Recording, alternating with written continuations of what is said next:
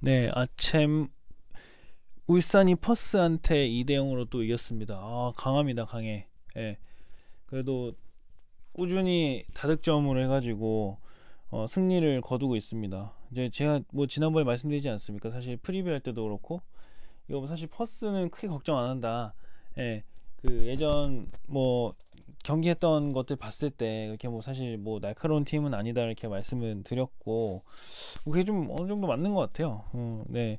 지금 뭐 전반적으로 크게 뭐 이렇게 그 공격적이라든지 뭐 이런 팀이라기보다는 좀 정적인 느낌이 많이 들고요. 예. 뭐 결국엔 스피드랑 공간 창출로 승리를 한 것 같아요. 네. 네, 한번 리뷰를 해보니까 뭐 그 맞다 그 김인성이랑 또 주니어가 똑같이 또 한 골씩 넣어가지고 승리를 했는데 아주 긍정적인 것 같아요. 딱 맞는 전술, 딱 맞는 전략, 딱 맞는 대응. 뭐 그거는 맞는 것 같습니다. 한번 얘기를 해보죠.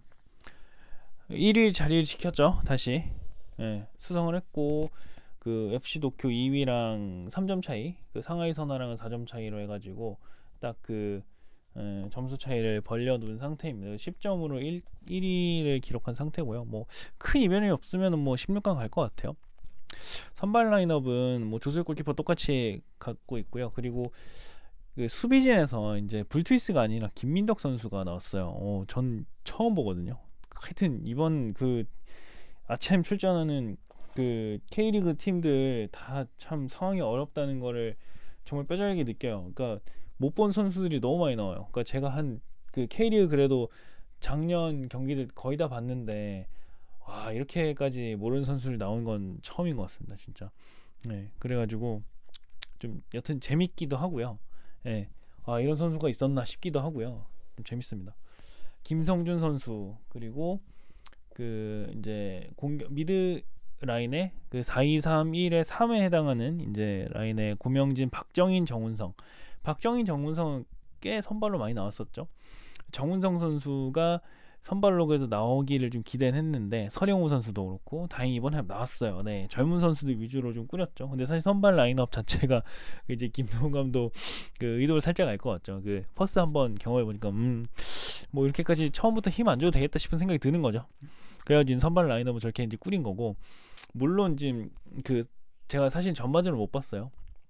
먼저 말씀드리면 퇴근하고 와서 보느라 제가 전반전을 못 봤고 후반전 기준을 리뷰를 하는 거예요. 근데 전반전은 제가 못 보고 대충 뭐 경기가 어떻게 좀 뭐 답답하게 흘러간 것 같다 뭐 이런 걸 문자로 봤거든요. 그리고 후반전 가서는 바로 이제 뭐 정운성 선수나 뭐 이런 선수 교체가 되더라고요. 그래서 그 김인성 선수랑 이게 주니오 그 바로 투입되고 이렇게 좀 바뀐 거 보니까 아무래도 좀 많이 답답하지 않았나 싶었어요. 그래가지고 이래가지고는 안 되겠다, 생리 못하겠다 이런 생각을 했던 것 같아요. 그래가지고 그 주니어랑 비올드 선수 앞에서 이제 그 딱 버텨주는 거 해주고 그 다음에 이제 이청용 들어가고 김인성 들어가고 그 다음에 이청용도 또 후반에 또 투입되죠. 네, 그런 형태로 갔던 것 같아요. 그리고 마지막에 이제 이상은 투입된 형식으로 갔죠. 네, 그런 형태로 그 진행이 됐습니다.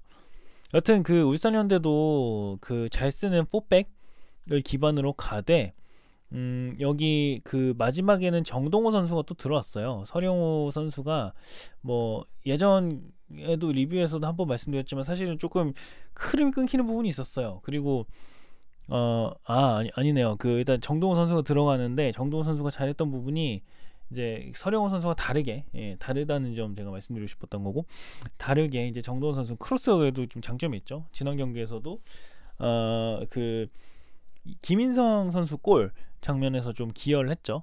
그래서 이제 요 그 윙백 자리에서 되게 잘 활동을 해줬던 선수고, 그래가지고 네, 좋은 결과를 봤던 것 같아요. 네. 그래서 사실 후반전만 봤기 때문에 조금 짧게 간단하게 리뷰를 할 수도 있을 것 같아요. 근데 후반전에서 거의 결정적인 장면이 많이 나왔잖아요. 퍼스 글로리 뭐 보면은 후반전 봐도 똑같았던 것 같아요.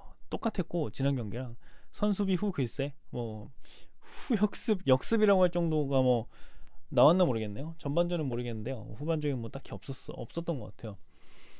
제가 분명히 사실 근데 지난 그 퍼스 전 끝나고 나서 퍼스가 좀 똑똑한 팀이고 그런 팀이라면 반드시 빠른 발 이용한 역습 준비할 거다라고 말씀드렸는데 그만한 역량이 안 되는 팀인 것 같죠. 예, 예, 딱 울산 보면 아시겠지만 그 마지막에 사실은 이제 울산 자체도 공격적인 성향으로 많이 가는 팀이에요. 그래서 사실 이 상황에서 봤을 때 공격으로 이렇게 올리거든요.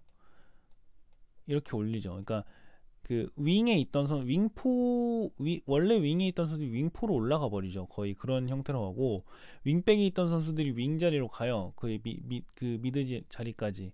그래서 어떻게 보면은 흡사 이제 2-4, 1-3 뭐 이런 느낌? 아니면 뭐 이런 형태로 간단 말이죠. 아니면 이렇게 가요. 거의 2-4-4 형태로 간단 말이에요. 그러니까 이렇게 공격적인 형태로 라인을 많이 끌어올린단 말이죠. 근데 요 상황에서 가장 잘 만들 수 있는 상황은 어떤 상황이냐? 보세요. 이거 단순하지 않습니까? 딱 이렇게 그 다 공격 라인으로 올라가 있고 미드 라인도 다 이제 그 이렇게 올라가 있으면은 자연히 이제 그 라인이 비게 돼 있죠. 2선과 3선 라인이 비게 돼 있어요. 이렇게 비죠. 훤히 비죠. 그러면 이제 기다리고 있던 원톱, 투톱이 올라가 있고 한 명의 선수만 그 좀 빠르게 이동을 해가지고 이 선수가 볼란치 역할을 해가지고 뿌려주면 굉장히 좋은 거죠. 물론 이건 메잘라죠. 메잘라에서 딱 그 양쪽으로 뿌려주면 사실 이거 답이 없죠. 이렇게 되면은 특히 빠른 발을 이용한다고 하면 역습에 뭐 거의 무너질 수밖에 없는 상태예요. 예. 예. 그런데 이런 전술을 잘 안 썼다. 못 쓴 거죠. 예. 그만한 능력이 없는 팀이고 일단은 강하게 수비를 가져가자 이런 선택을 할 수밖에 없는 상황인 거죠. 네. 뭐 울산이 너무 강력하니까 뭐 빈틈 보여주면 안 되잖아요. 그렇다 보니까 쉽사리 공격을 못 나가는 거죠. 그건 이해합니다. 근데 좀 절실하고 이기려고 했으면은 그 선택을 했어야 되지 않나 하는 생각이 드는 거고요. 템백은 공간 창출이 답이다. 똑같이 말씀드리고 싶어요. 네, 결국에는 사실은 그 전후반 내내 아주 답답한 경기가 많이 펼쳐졌는데 이제 결국에는 그 후반 막판쯤 한 40분 이후에 수비가 헐거워진 시점에 결국에는 두 골이 터졌죠. 이게 지난번에 말씀드렸던 똑같아요. 이 결국에는 이 수비가 이렇게 밀집하고 몰리다 보면은 또는 템백으로 내려온다 라고 했을 때는 이 측면 공간을 빼줘야 돼요. 측면 공간으로 다 이제 분산시켜 줘야지 그래야 이제 공간이 나는 거고 첫 번째 골 상황은 사실은 이제 그 퍼스 글로리도 좀 이제 공격을 하려고 이제 시도하는 상황들이었는데 여기서 공간이 난 거죠. 그 공간이 난 게 여기 이제 주니오가 있고요. 예, 주니오가 공을 받아가지고 조금 끌고 있었죠. 그때 이제 수비가 2명 들러붙어 있었는데 여기서 이제 김인성이 돌파를 해서 들어가고 근데 김인성이 이렇게 전력 질주 하니까 못 따라가죠 수비가. 그래서 이제 패스 딱 해주고 여기서 김인성 속도를 붙여가지고 따라가다 바로 노스톱 슈팅 때리죠. 그러면 그 골키퍼 못 막았죠. 예, 그런 형태로 됐던 거고. 그렇죠. 결국엔 사실 이제 공간 보고 뛰어 들어가는 거예요. 이런 플레이가 필요한 거고 이청용이 두 번째 골은 우측에서 굉장히 깊게 들어가줬죠.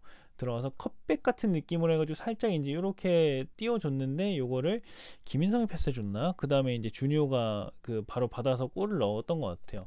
이런 형태도 결국에는 측면 플레이가 살아나야지만 결국에는 이 템백을 깨부술 수 있다.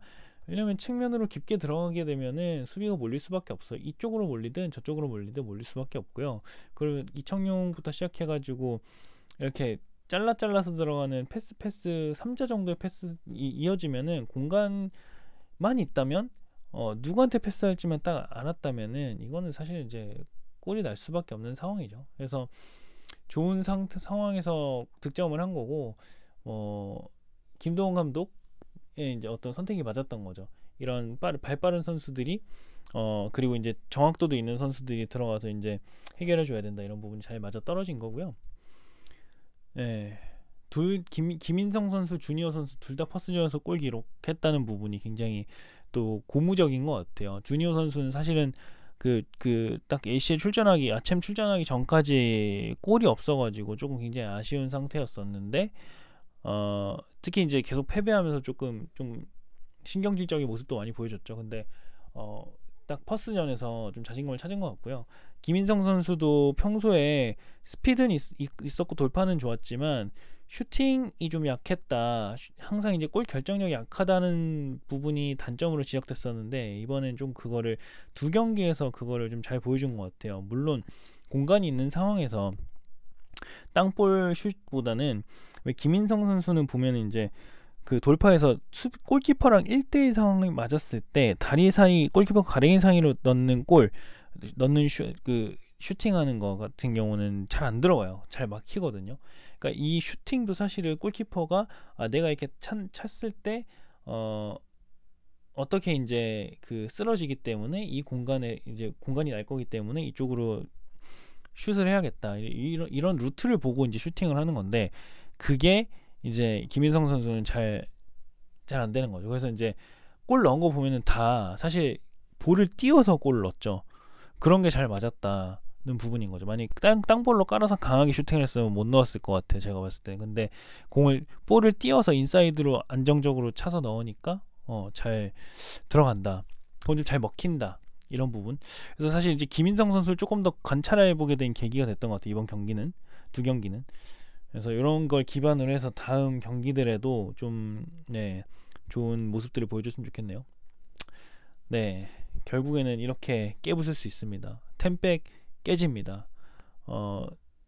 다만 스피드랑 그 이제 공간 창출 그리고 이제 측면 플레이를 통해서 끊임없이 밀어붙여야 되는 어쩔 수 없어요. 지루할 수 있는 경기, 굉장히 이제 답답할 수 있는 경기 당연히 나올 수 있죠. 왜냐하면 상대가 10명 수비를 10명으로 내려가지고 그냥 드립다 막아버리는데 뚫을 수 있는 팀이 얼마나 있겠습니까? 쉽지 않거든요. 근데 잘 깨부순 거죠. 고무적이라고 생각합니다. 저는 템백을 깼던 어떤 사례라고 잘 생각하고 다음 경기 준비했으면 좋겠습니다. 근데 도쿄 제가 저번에 프리뷰로 말씀드렸지만 역습에 강한 팀이고 이 퍼스랑은 다르게 스피드가 굉장히 있는 팀이에요. 공격진에서 그 부분을 잘 대비해야 됩니다. 그렇지 않으면 역습에 당할 거예요. 그렇기 때문에 그 부분을 잘 이제 준비를 했으면 좋겠습니다. 오늘 그래도 이제 울산이 기분 좋게 승리를 해가지고 조금 마음 편하게 잘 수 있을 것 같습니다. 오늘 리뷰는 여기까지 하도록 하겠습니다.